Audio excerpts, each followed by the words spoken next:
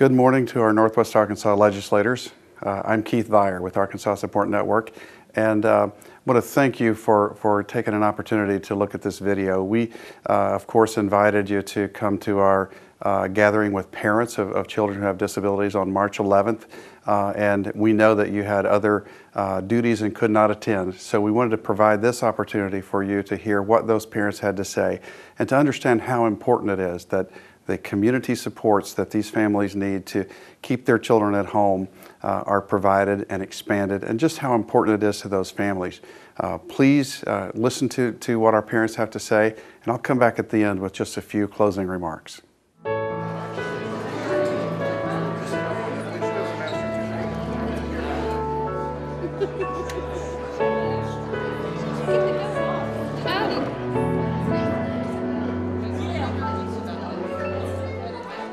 At this time, I'd like to especially recognize the representatives who came tonight. As you know, Representative Lindsay, I know some of you have already met him. He championed the autism insurance bill, which is now the autism insurance law, and we're thrilled for that.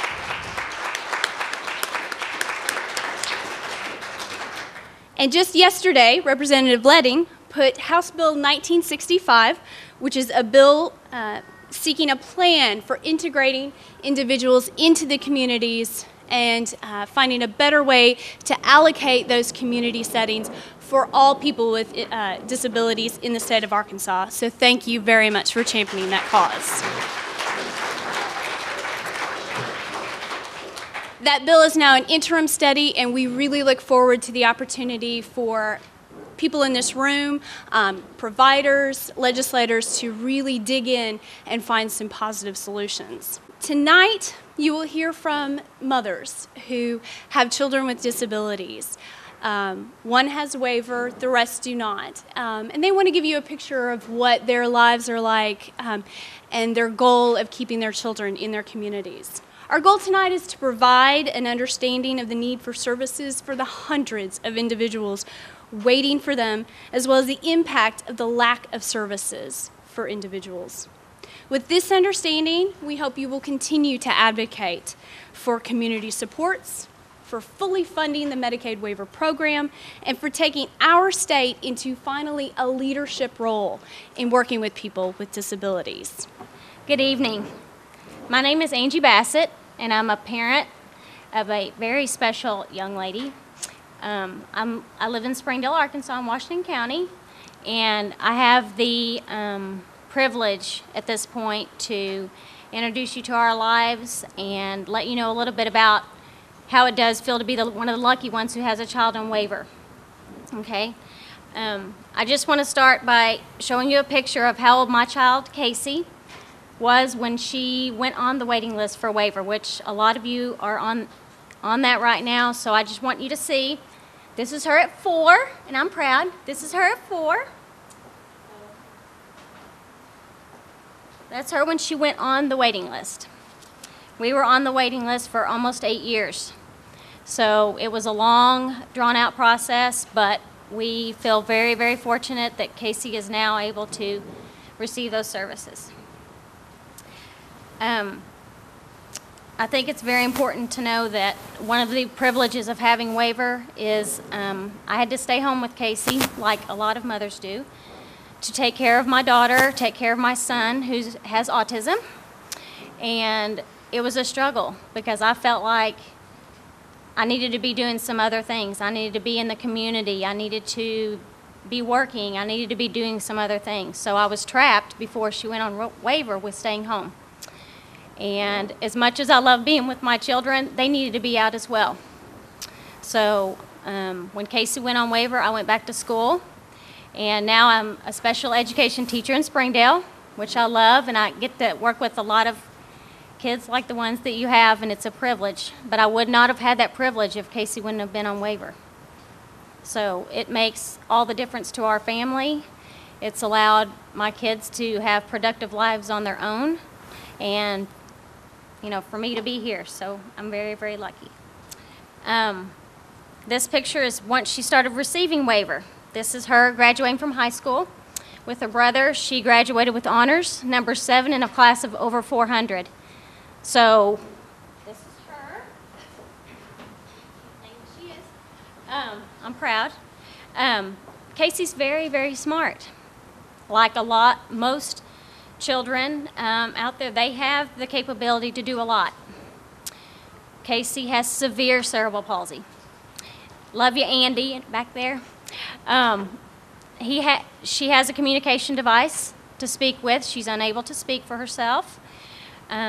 She's unable to walk, talk, feed herself, take herself to the restroom, feed her, take care of her clothing needs, though she is very picky about what she wears. She's a typical teenage 19-year-old girl. And thanks to waiver, she's at Hendrix University. And she's studying forensic psychology and theater. So we're very, very proud of her. But with that being said, without waiver, Casey wouldn't have gone to college. There's no way. I would have been taking care of her, staying with her. She would have gone to the U of A, which great school. I went there. But she wanted to go to Hendrix when she was 5. She wanted to be away. She wanted to have her own life, take on the world by herself. So if she wouldn't have had waivers, she'd still be with me, very agitated, and our lives would not have been the same. So it makes all the difference in the world to kids like Casey. Casey also, when I told her I was coming, wanted you to know that she will soon be a taxpayer, and she is very proud of that. She wants a job to make more money than me, so I'm a teacher, so you know what I make. She wanted to know that your work is very important, what you're doing is very important, and she's proud of the parents that are taking the time to learn more about waiver, asking for services, learning more about that, because your children will be just like her. There are thousands of Caseys out there just waiting their turn to go get to be independent, to go out and take on the world and do those kind of things. And I know that you both have very tough decisions to make with money. And that's very understandable. It's the world we live in.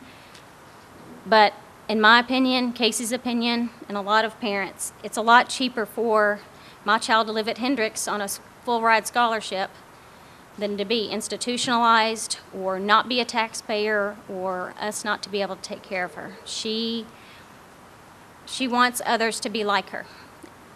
Andy is a great example as well. They're out there. They just need a chance. Hi, I am the parent of a young lady, Chelsea, who is 22, lives at home with her dad and me, and has autism.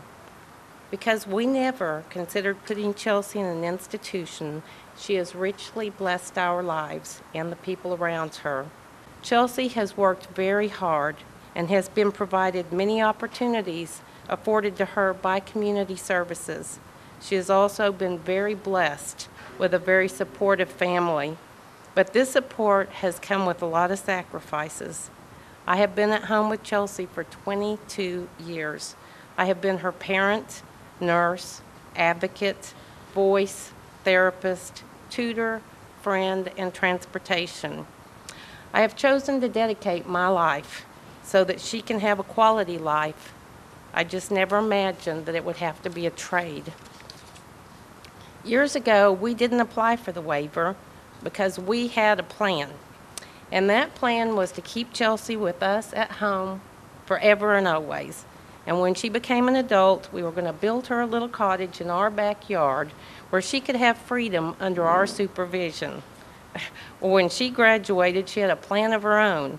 She had met people in the community with disabilities, only they didn't live at home with mom and dad or even in cottages in their backyards. They lived in their own apartments and houses that some of them had actually purchased themselves. That is her idea of independence and freedom. Had we applied earlier for the waiver, it could have made such a difference in our lives. If Chelsea had it now, she would enjoy a sense of independence and I just a little bit of freedom. While it has been a blessing to be on this journey, it hasn't been easy, emotionally, mentally, or financially. While I do invest most of my energy and time in Chelsea, I've tried to balance it with a husband and a son.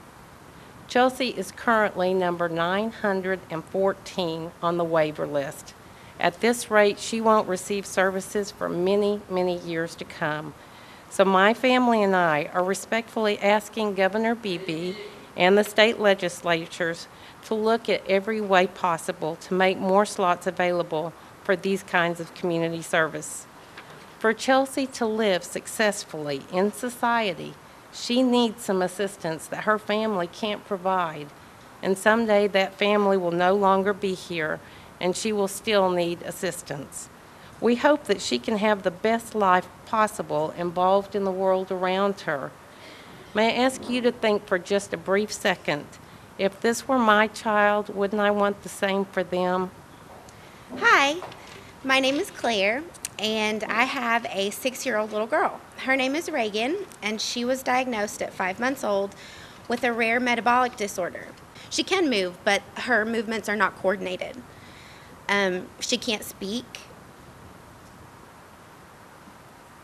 but it's all there. She just needs the tools to use it and to be able to be a productive member of today's society.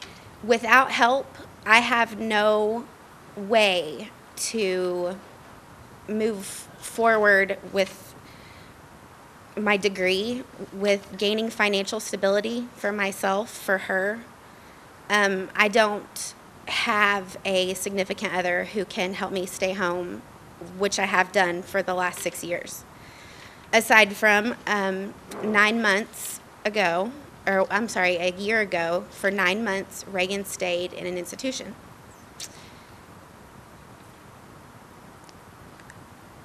I never in my life thought that I would have to make that decision. It's the hardest thing that I've ever had to do.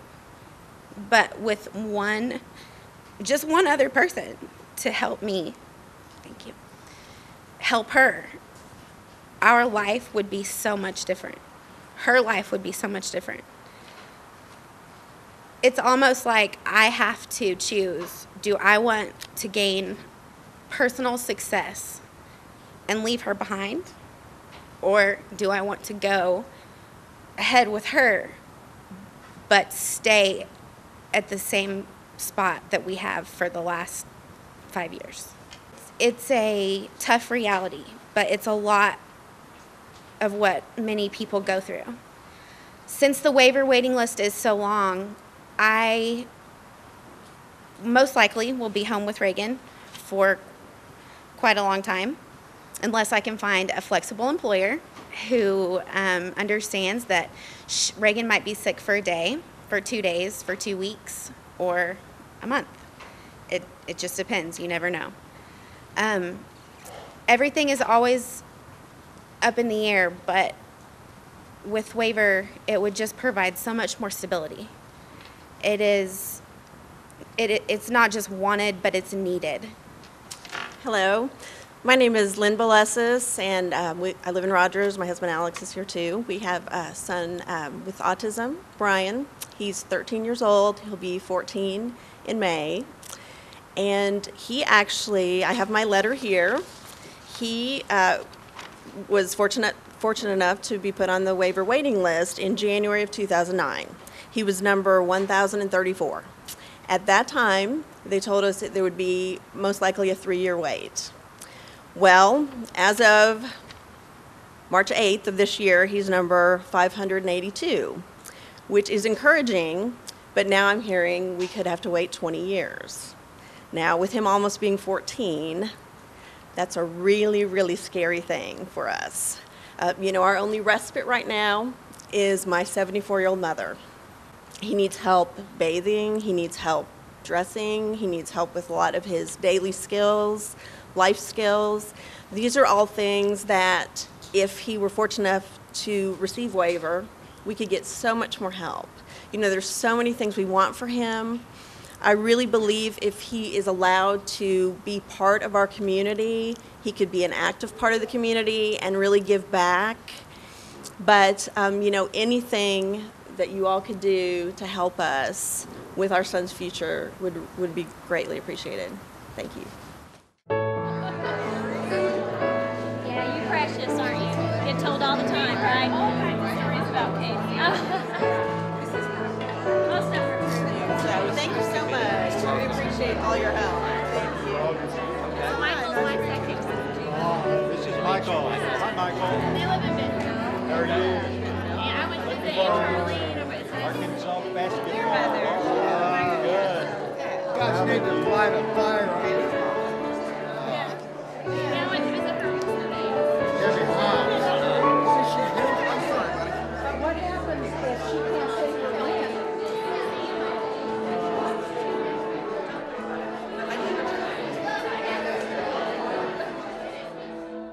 Once again, we really appreciate you taking the time to listen to what our parents have to say. These are folks who have children that they're very, very committed to providing a quality life for, and we appreciate your support and helping us expand the Medicaid waiver in Arkansas. As you probably know, we have approximately 2,000 families right now across the state of Arkansas who are on a waiting list for services. That waiting list has been estimated to be as much as 10 years. Some have even said it could be 20 years. That's just intolerable for parents who have children that they're trying to provide the best life for. We just ask that you continue to work for expansion of Medicaid waiver. We understand that the Medicaid budget is an issue right now. One of the things we would really like for you to consider is that institutional services in Arkansas are about 3 times as expensive as supports in the community. And it's just so important that we, at a time when our Medicaid budget is in crisis, that we find options and alternatives that are not only less expensive, but in almost every case, a better option for people. We are not here to try to ask you to close down all of the institutions and by any stretch of the imagination. We just want to make it possible for every parent who wants to keep their child at home to do so. And I'm sure that you can identify with that. I would also point out that our institutional system in Arkansas, we have about 1,000 people who live in institutions, and there is virtually no waiting list for that service.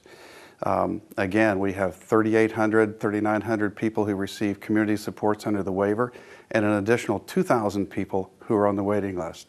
One of the things that I always like to point out is that the waiting list would be longer if the waiting list wasn't so long.